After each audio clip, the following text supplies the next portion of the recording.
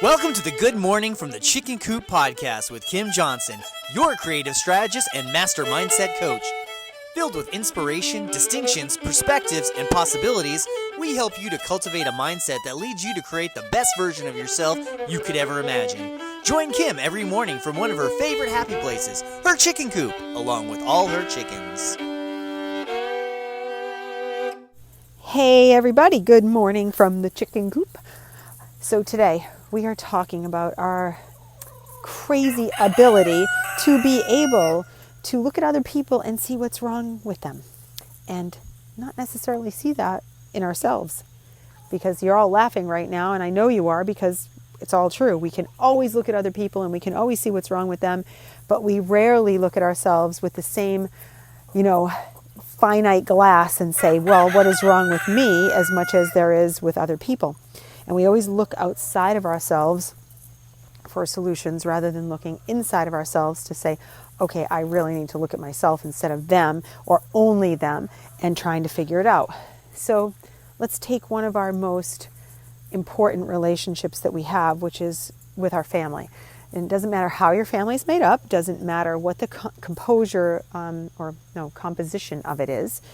It matters that you're looking at it and you're saying to yourself, okay, I can look at myself and I can see my role in this layout of my family, and I can see everything that's wrong with them. I can see how they do all these things wrong. I can see how they answer me. I can see their actions. I can see everything that's wrong with them.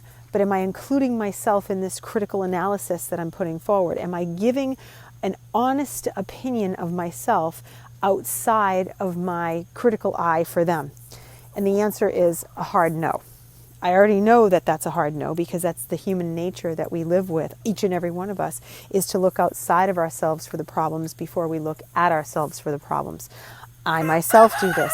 I can look at things and I can tell you everything that's wrong with my husband and my kids and how they're the cause of the issues as opposed to me, and maybe how I'm communicating things with them or how I'm describing things to them or my expectations of them or how the expectations might just be absolutely unreasonable, because no one is going to be as organized as I am in these situations or do it the way that I do it just because it's my way.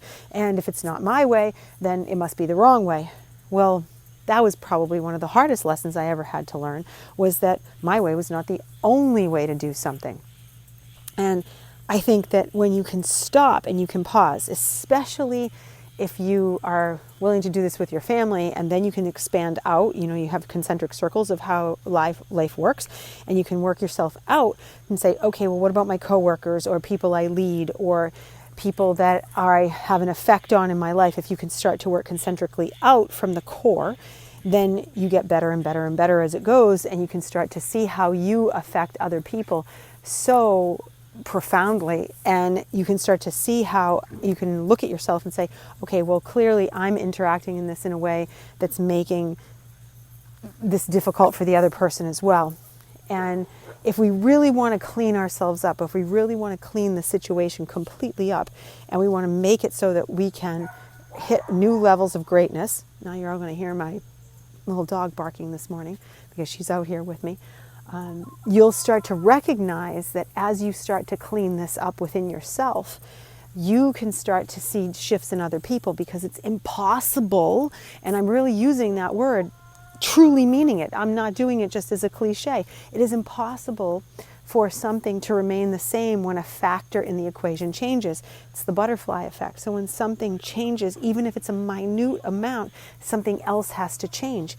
And that is across the board. So when someone will say to me, okay, I'm willing to do this, and then there's a shift, they'll see a little shift in their partner or their coworkers or whatever, and it will last for a period of time, and then they'll say, well, we're right back to where we used to be. And I will check in and I'll say, well, are you remaining consistent with how you changed? And there's inevitably the pause, and they go, maybe not. And I say, okay, so you slipped back into an old behavior? And they say, probably.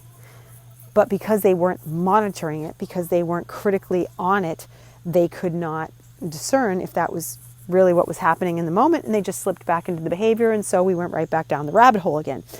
And as I always like to say, not only did you go down the rabbit hole, but you ended up seeing Alice and having tea with the rabbit and enjoying your time down in Wonderland, and you didn't even realize it.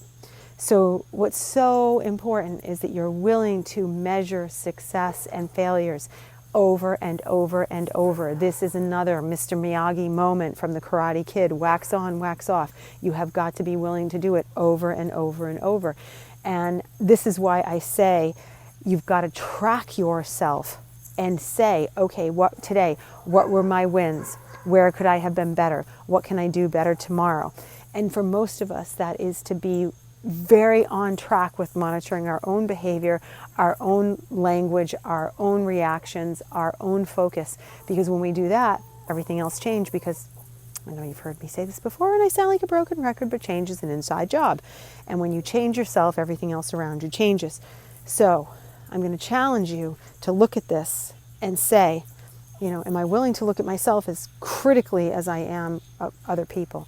And if you do that, even if you just start off today and you start to recognize how you showed up and you're, point blank honest with yourself, and you say, all right, I was a complete jackass today. I've had those days, and not long ago, where I was just a complete jackass because maybe I didn't get enough sleep, or maybe I wasn't hydrated enough, or whatever. There's no reason, and I can come up with a million excuses, but the truth is I was dreadful and I needed to fix it.